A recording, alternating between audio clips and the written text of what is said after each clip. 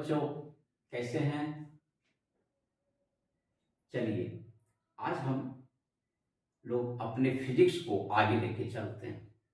अब तक जो हम लोगों ने फिजिक्स में डिस्कशन किया है, इलेक्ट्रोस्टैटिक्स में, वैद्युत स्थैतिकी में, वैद्युत स्थैतिक बल, विद्युतीय तीव्रता, द्विध्रुव के कारण विद्युतीय तीव्रता, विद्युतीय विभव, द्विध्रुव के कारण विद्युतीय विभव, गॉस के प्रमेय एवं उसका उपयोग, इतना दूर तक थ्योरेटिकली हम लोग पढ़ चुके हैं।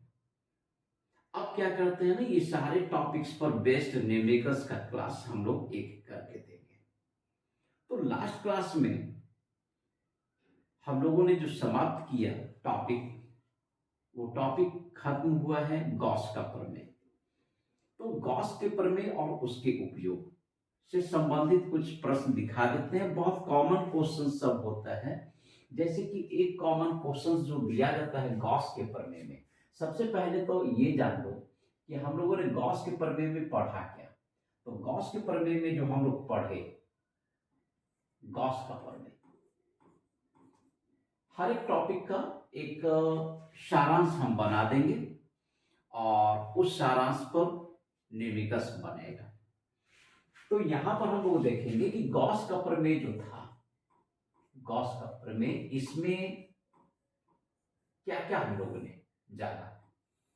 तो गॉस का प्रमेय सीधा था, किसी भी बंद सतह से बाहर आने वाला जो विद्युतीय फ्लक्स होता है फाई, बराबर होता है उस बंद सतह के अंदर स्थित आवेश और माध्यम के वैद्युतशीलता के अनुपात के तुल्य होगा।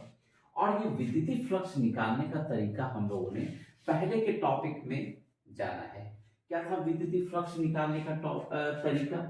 कि किसी भी सतह से बाहर आने वाला विद्युतीय फ्लक्स सतह पर विद्युतीय तीव्रता E और क्षेत्रफल सदिश के बिंदु गुणनफल के तुल्य होता है। और जब कुल विद्युतीय फ्लक्स निकालेंगे बंद सतह से, तो क्लोज इंटीग्रेशन हम लोग यहां पर कर देंगे। तो बेसिकली गॉस के प्रमेय का यही मेन फीचर है, यही मेन फॉर्मूला है। और तुम देखे हो कि गॉस के प्रमेय में जितना भी हम लोगों ने विद्युतीय तीव्रता यहाँ पर फाइंड किया, जितना भी विद्युतीय तीव्रता जिस भी जगह पर हम लोगों ने फाइंड किया, कई एप्लीकेशन हम लोग वहां पर दिखाए, गोला के कारण, ठोस गोला के कारण और गोली खोल के कारण, फिर बेलनाकार चालक के कारण, सतह के कारण, आवेशित पट्टी के कारण, सारे में जो विद्युतीय तीव्रता निकला है, सब में हमारा स्टार्टिंग इसी फॉर्मूला से होता है कि गॉस के प्रमेय से। गॉस के प्रमेय क्या है? 5/q/ε और E dot ds close integration. इसी पर बेस्ड एक बहुत ही कॉमन क्वेश्चन है, जो न्यूमेरिकल्स अगर हम लोग जानेंगे तो बहुत ही कॉमन न्यूमेरिकल्स है। क्या है न्यूमेरिकल्स? कि तुमको यहां पर कोई वर्गाकार सतह दे दिया गया है, यहां पर एक वर्गाकार सतह दिया हो, और इस वर्गाकार सतह में वर्गाकार सतह का भुजा ए दे दिया गया है, और इस वर्गाकार सतह से a/2 ऊंचाई पर, ये जो ऊंचाई दिया गया है ना, a/2 ऊंचाई पर यदि यहां पर q आवेश स्थित है, तो पूछा जा रहा है कि इस वर्गाकार सतह से कितना विद्युतीय फ्लक्स गुजरेगा। क्योंकि यहां से यहां पर q आवेश जो स्थित है, तो यहां पर क्या है ना कि q आवेश तो अपने चारों तरफ विद्युतीय फ्लक्स रिलीज करना है, चारों तरफ विद्युतीय फ्लक्स उसको छोड़ना है। लेकिन हमको केवल ये निकालना है कि ये जो वर्गाकार सतह दिया हुआ ना, इस वर्गाकार सतह से कितना विद्युतीय फ्लक्स गुजरेगा। अब क्या है, किसी बुक में इस q आवेश का अलग अलग मान दिया हुआ है, और इस वर्गाकार सतह की भुजाएं दे दी गई है, और जब वर्गाकार सतह की भुजा की लंबाई दे दी गई, अब तुम देखोगे यहां पर कि अलग अलग बुक में क्या है, ये जो सिंबल्स में हम डाटा दे रहे हैं, इस सिंबल के डाटा को कुछ न्यूमेरिक वैल्यू दे दिया गया है। आवेश का कुछ मान दे दिया गया है।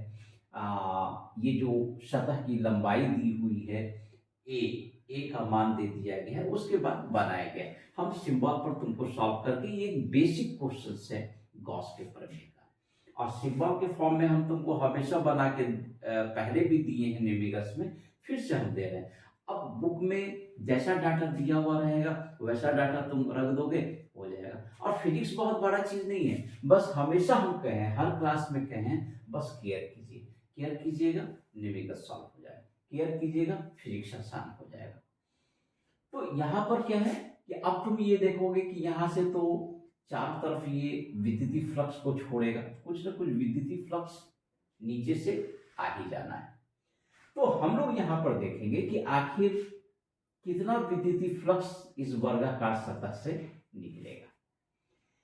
तो गॉस का प्रमेय क्या कहता है, बंद सतह से बाहर निकलने वाला विद्युतीय फ्लक्स। सबसे पहले ये जो खुला हुआ सतह दिया हुआ, एक सतह दिया हुआ, इसको हम लोग बंद सतह के रूप में बंद कर देते हैं। तो बंद सतह के रूप में कैसे बंद करेंगे, ऐसा करते हैं कि इसको हम लोग क्यूब के रूप में बना देते हैं। इस बंद सतह को हम लोग क्यूब के रूप में बना देते हैं। और अगर इसको हम लोग क्यूब के रूप में अगर बना दें, देखो ये हम लोगों ने क्यूब के रूप में हमने बना दिया। अब क्या हुआ, अब जो क्यू आवेश है ना, ये घन के अंदर जो हमने घन वाला सतह, इसको घन वाले सतह से बंद कर दिया, घन के अंदर कितना है, क्यू आवेश। अब क्यू आवेश क्या हुआ, घन वाले सतह पर चला गया। तो सबसे पहले ये देखना है कि घनाकार बंद सतह से कितना विद्युतीय फ्लक्स निकल रहा है। घनाकार बंद सतह से विद्युतीय फ्लक्स, क्योंकि घन के अंदर यह बंद है, ये घन के अंदर बंद है, तो घनाकार बंद सतह से विद्युतीय फ्लक्स बाहर कितना निकलेगा, घन के अंदर जितना आवेश होगा Q बटा एप्सिलॉन। ये तो घन से बाहर निकलने वाला विद्युतीय फ्लक्स है। अब घन में क्या होता है, 6 सतह है, तुमको दिख रहा है, एक ये सतह है, एक ये सतह है, एक ये सतह है, नीचे वाला सतह है, सामने वाला सतह है, पीछे वाला सतह है, कुल 6 सतह है। और घन से बाहर निकलने वाला जो कुल विद्युतीय फ्लक्स हमारा है वो कितना है, Q बाय एप्सिलॉन। तो घन से बाहर निकलने वाला अगर विद्युतीय सतह Q बाय एप्सिलॉन है, कुल 6 सतह से बाहर निकलने वाला विद्युतीय फ्लक्स जो है वह कितना दिया हुआ तुमको, Q बाय एप्सिलॉन। 6 सतह से, अभी हम बताए तुमको, एक ये सतह होगा सामने, एक पीछे, फिर 2, तुमको पता भी है कि घन में कुल 6 सतह होता है, तो 6 सतह से बाहर आने वाला विद्युतीय फ्लक्स Q बाय एप्सिलॉन। तो एक सतह नीचे वाला हमको तो कहा जा रहा है, ये येलो कलर का जो दिखाया है विद्युत सतह, इस सतह से कितना विद्युतीय फ्लक्स नीचे है, तो ये एक सतह है, जो येलो वाला दिख रहा है वो 6 सतह में से कोई एक सतह है। तो ऑब्वियसली है कि 6 बंद सतह से बाहर आने वाला विद्युतीय फ्लक्स अगर ये है, तो एक सतह से बाहर आने वाला विद्युतीय फ्लक्स कितना होगा, यूनिटी मेथड है, एक सतह से बाहर आने वाला विद्युतीय फ्लक्स Q बाय 6 एप्सिलॉन। क्योंकि कोई माध्यम नहीं दिया हुआ है, तो इसलिए हम लोग यहाँ पर न्यूमेरिकल्स में एप्सिलॉन नॉट लेके यहाँ पर हम लोग चलेंगे, और इस तरह से हवा माध्यम के लिए हम लोग काम करेंगे। हमें दिया हुआ था कि वर्गाकार सतह से विद्युतीय फ्लक्स निकालना है। हमने क्या किया, विद्युतीय फ्लक्स निकालने के लिए वर्गाकार सतह के ऊपर हमने बंद घन सतह बना दिया, और घन से निकलने वाला चूंकि विद्युतीय फ्लक्स इतना है, घन में 6 सतह होता है, और 6 सतह से बाहर निकलने वाला चूंकि विद्युतीय फ्लक्स Q बाय एप्सिलॉन है, तो हमसे कहा जा रहा है एक वर्गाकार सतह से कितना विद्युतीय फ्लक्स आएगा, सीधा हो गया। 6 सतह से विद्युतीय फ्लक्स इतना, तो एक सतह से कितना हो, Q बाय 6 एप्सिलॉन। इतना ही आसान होता है। क्या हमने पकड़ा, बस ये वाला फॉर्मूला हमने पकड़ लिया, और ये वाला फॉर्मूला पकड़ के हम लोगों ने बना दिया। समझ में आ गया। अब हम लोग दूसरे न्यूमेरिकल्स की तरफ चलते हैं। तो बच्चों, अब अगला प्रश्न जो हमारे पास है वो क्या है, ये देखो, अगला प्रश्न है कि गोली सतह का व्यास दिया हुआ है 2.4 मीटर, गोली सतह पर आवेश का तनिक घनत्व दिया हुआ है 80 माइक्रोकूलम पर मीटर स्क्वायर। तो गोली सतह पर पूछा जा रहा है कि कुल आवेश हमको ज्ञात करना है, गोली सतह पर कुल आवेश ज्ञात करना है। तो यही हमारा प्रश्न है कि गोली सतह पर कुल आवेश ज्ञात करें, कितना कुल आवेश दिया हुआ है ये हमसे पूछा। तो यहां पर स्पष्ट है कि गोली सतह पर अगर हमको कुल आवेश दिया हुआ है, सबसे पहले व्यास, व्यास कहने का मतलब क्या हुआ, डी। ऑब्वियसली यहां से हमको क्षेत्रफल, आयतन, ये हमको मिलने की संभावना है। दूसरा है आवेश का तनिक घनत्व। आवेश के तनिक घनत्व को जब भी हम लोग सिंबल से लिखते हैं तो सिग्मा से लिखते हैं, और तनिक घनत्व का मतलब होता ही है, हम बता चुके हैं कि एकांक क्षेत्रफल पर आवेश, ये हम बता चुके हैं, एकांक क्षेत्रफल पर आवेश कितना है। तो गोली सतह का कुल क्षेत्रफल कितना होगा ये निकालेंगे। उसके लिए हमारे पास डाटा यहाँ देखो व्यास का दिया हुआ, हम बताए कि ये जो डाटा दिया हुआ ना, ये डाटा हमको समझा रहा है कि इसके हेल्प से हम लोग आयतन पर पहुंच सकते हैं और इसके मदद से हम लोग सतह का क्षेत्रफल ज्ञात कर सकते हैं। तो चूंकि यहां पर दिया हुआ है आवेश का तनिक घनत्व, मतलब एकांक क्षेत्रफल पर आवेश कितना है, एकांक क्षेत्रफल पर आवेश कितना है, तो कुल आवेश क्या होगा, कुल क्षेत्रफल ले लेंगे। तो हम लोग यहां पर कह सकते हैं कि गोला का जो सतह का क्षेत्रफल होता है, गोलीय सतह का क्षेत्रफल जो होगा, सतह का क्षेत्रफल, तो पता है गोली सतह का जो क्षेत्रफल होता है ना, वो क्षेत्रफल कितना होता है, 4 पाई आर स्क्वायर। तो 4 पाई आर स्क्वायर मतलब त्रिज्या हो गया यहाँ पर, तो हम लोग यहाँ पर रखेंगे 4 पाई का वैल्यू तुम रख सकते हो 3.14, और आर स्क्वायर यहां से हम लोग, चूंकि हमको व्यास दिया हुआ तो त्रिज्या हम लोग निकाल सकते हैं कितना, 1.2 मीटर, इतना का स्क्वायर। तो ये हमारा ये क्षेत्रफल निकलेगा कि गोली सतह का क्षेत्रफल कितना हो गया, 4 पाई आर स्क्वायर। 4 पाई स्क्वायर में हमने डाटा रख दिया। तो अब निकालेंगे कि जब कुल क्षेत्रफल निकल चुका है, एकांक क्षेत्रफल पर हमारे पास आवेश कितना है, गोली सतह पर कुल आवेश क्या होगा। तो देखेंगे गोली सतह पर कुल आवेश, गोली सतह पर कुल आवेश सीधा है,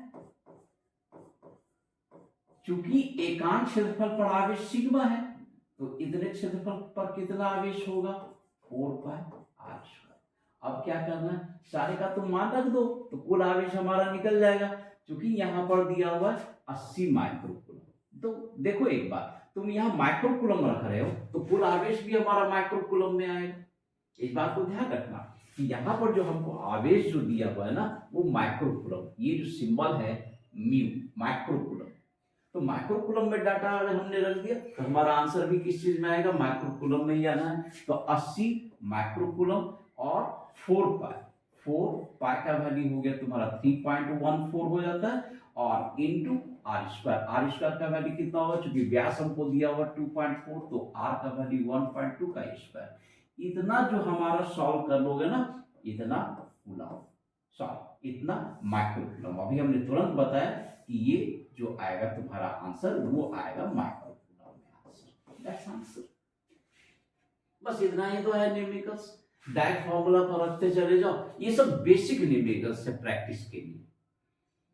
अगर किसी कंपटीशन में जाओगे तो इससे तो खैर वहां पर काफी एडवांस न्यूमेरिकल्स, ये सारे थीम का यूज करके उसको एडवांस बना दिया जाता है। तो ये जो हम तुमको अभी न्यूमेरिकल्स बता रहे हैं ना, ये तुम्हारे 12th के एग्जामिनेशन के पर्पज से बता रहे हैं। 12th के एग्जामिनेशन में इस ढंग का न्यूमेरिकल्स पूछा गया है, पूछा जाता है। ये क्वेश्चन तो इसके पहले जो हम बताए थे, वर्गाकार सतह वाला जो क्वेश्चन बताए थे, वो तुमको एनसीईआरटी के बुक में मिल जाएगा। वो एनसीईआरटी के बुक से वो क्वेश्चन आया हुआ है, ठीक है ना। अगला क्वेश्चन अब हम बता रहे हैं। देखो बच्चों, अब क्या है, अब तीसरे क्वेश्चन में जो दिया हुआ है, वो तीसरा क्वेश्चन हमको विद्युतीय तीव्रता का मान ये विद्युतीय तीव्रता का मान दिया हुआ है। इस मान को बहुत गौर से देखना है।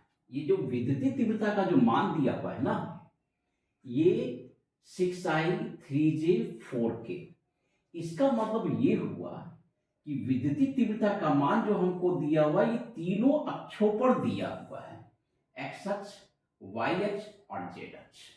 और एक्स अक्ष पर कितना दिया हुआ है? एक्स अक्ष पर हमको दिया हुआ है 6i, वाई अक्ष के दिशा में कितना दिया हुआ है? तो वो दिया हुआ है 3j, और जेड अक्ष की दिशा में कितना दिया हुआ है? 4k। एकदम सीधा है, ये एनालिसिस हम लोगों ने कर लिया। और ये तीनों का जो है ना परिणामी दिखाया जा रहा है विद्युतीय तीव्रता सदिश 6i plus 3j plus 4k, इस तीनों का परिणाम है। और हमें वाई जेड तल पर कोई सतह दिया हुआ है, वाई जेड तल पर। तो देखो, ये हमने लिया x, ये हमने लिया y, ये हमने लिया z।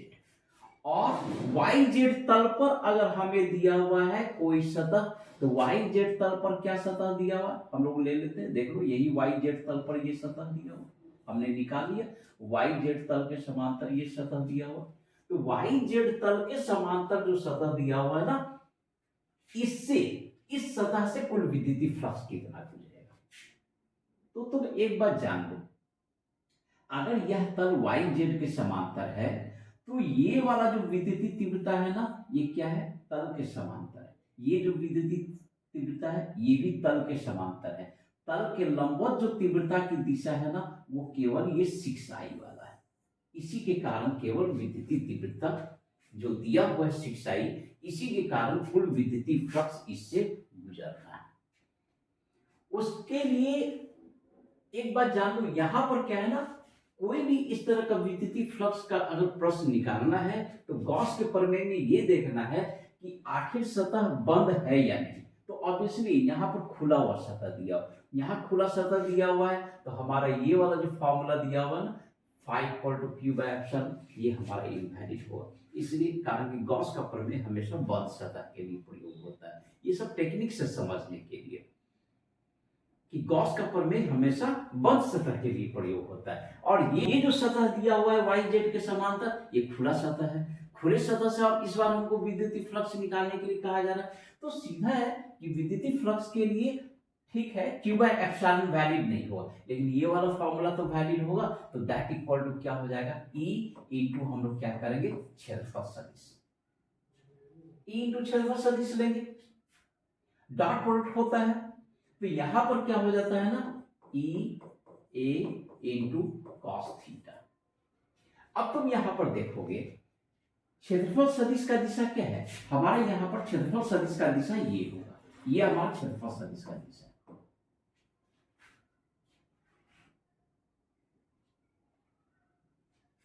तो क्षेत्रफल सदिश का दिशा ये है, और ये जो विद्युतीय तीव्रता तुम देख रहे हो ना, ये विद्युतीय तीव्रता क्षेत्रफल सदिश के लंबवत दिशा में है। इसलिए यहां पर इस तीव्रता के कारण फ्लक्स 0, इस क्षेत्रफल सदिश के लंबवत दिशा में ये वाला विद्युतीय तीव्रता है, इसलिए यहां पर फ्लक्स 0। जो भी फ्लक्स निकलना है केवल इसके कारण। और चूंकि यहां पर इस तीव्रता और क्षेत्रफल सदिश के बीच का कोण 0 डिग्री यहाँ पर दिया हुआ है। अगर 0 डिग्री दिया हो तो cos 0 1 हो जाता है। अब हम लोग क्या करेंगे, विद्युतीय तीव्रता हमारा कितना हो गया 6i, और क्षेत्रफल सदिश जो हमको दिया हुआ है, क्षेत्रफल सदिश हमारा हो जाएगा 20i, क्योंकि x अक्ष के अनुदिश है। डॉट पर कर दें तो तुमको पता है i 1 हो गया। तो बस इतना हमारा, इतना यूनिट हमारा हो गया, यहां पर इतना आंसर। और क्या, इतना यूनिट आंसर हो कि इतना फ्लक्स यहां से पास करना है, इतना ही तो काम करना था। 1 से 2 लाइन में प्रॉब्लम सॉल्व होगा। सबसे पहले ये देखिए कि ये जो प्रश्न दिया हुआ है, इस प्रश्न पर कौन सा फॉर्मूला यूज हो रहा है।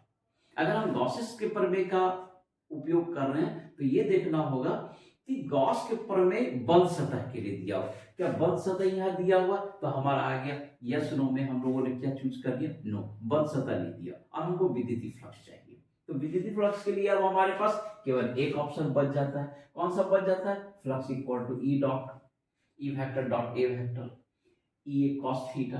अब क्या है, हमको ई दिया हुआ है, ए दिया हुआ है, ई हमको तीन तरह का दिया हुआ, एक्स एक्स का अनुदिश, वाई एक्स का अनुदिश, जेड एक्स का अनुदिश। फिर हम लोग यहाँ पर क्या करते हैं, डिसीजन लेते हैं किस तीव्रता के कारण विद्युतीय फ्लक्स बाहर निकलेगा। तो किस तीव्रता के कारण विद्युतीय फ्लक्स बाहर निकलेगा, तो यहाँ पर क्षेत्रफल सदिश ये हो गया, ये तीव्रता का दिशा क्षेत्रफल सदिश का लंबवत है, इस तीव्रता का दिशा क्षेत्रफल सदिश का लंबवत है, केवल ये समांतर है, दोनों के बीच का एंगल 0 डिग्री cos 0 हम लोगों ने लेके इसको सॉल्व कर दिया, इतना हमको विद्युतीय फ्लक्स का आंसर क्लियर है ना। आगे फिर हम गॉसेस थ्योरम पर बेस्ड फिर काम करेंगे। क्लियर है, पहले आप लोग इतना को रिवीजन कर लीजिए।